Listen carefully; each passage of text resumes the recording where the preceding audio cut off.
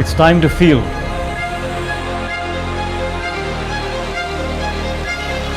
the strength, the smoothness, the lightness, the precision,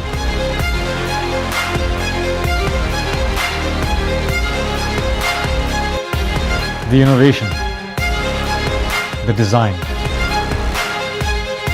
My design, my Radha.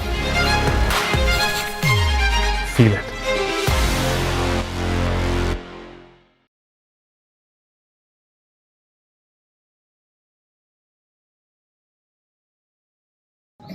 Sharad Pawar ने राष्ट्रवादी Congress party के अध्यक्ष पद से इस्तीफा देने की घोषणा की।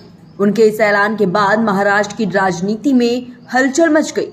बीते कई दिनों से उनके भतीजे और पार्टी नेता अजित पवार के पार्टी छोड़ने को लेकर अटकलें लगाई जा रही थी। इस बीच शरद पवार की इस घोषणा ने सबको चौंका दिया। शरद पवार ने मुंबई में अपनी आत्मकथा लोक माझे सांगाती के संशोधित संस्करण के विमोचन के अवसर पर पार्टी का अध्यक्ष पद छोड़ने का ऐलान किया है। पवार ने कहा है कि उनकी राजनीतिक यात्रा 1 मई 1960 को शुरू हुई थी और पिछले 63 वर्ष से अनवरत जारी है। उन्होंने कहा कि इतने वर्षों में उन्होंने विभिन्न पदों पर रहते हुए महाराष्ट्र और देश की सेवा की है। साथ ही उन्होंने कहा कि मेरी राज्यसभा की सदस्यता का 3 वर्ष का कार्यकाल बाकी है। इस दौरान मैं बिना किसी पद के महाराष्ट्र और देश के मुद्दों पर ध्यान दूंगा। 1 मई 1960 से 1 मई 2023 की लंबी अवधि में एक कदम पीछे लेना जरूरी है। इसलिए मैंने एनसीपी का अध्यक्ष पद छोड़ने का फैसला किया है। जयंत पाटिल और पार्टी नेता जितेंद्र चव्हाण अपने वरिष्ठ नेता की घोषणा के बाद रो पड़े। वहीं पार्टी सांसद प्रफुल्ल पटेल ने हाथ जोड़कर पवार से उनका फैसला वापस लेने की विनती भी की।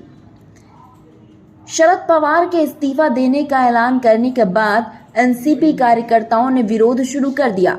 सांसद प्रफुल्ल पटेल ने कहा कि शरद पवार ने अपने इस्तीफे की घोषणा करने से पहले किसी को विश्वास में नहीं लिया।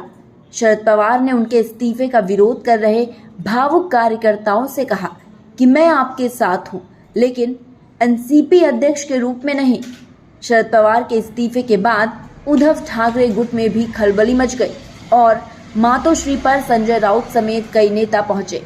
वहीं शरद पवार ने पार्टी अध्यक्ष पद खाली होने पर इसके लिए चुनाव का फैसला करने के लिए एनसीपी नेताओं की एक समिति बनाने की सिफारिश भी की है।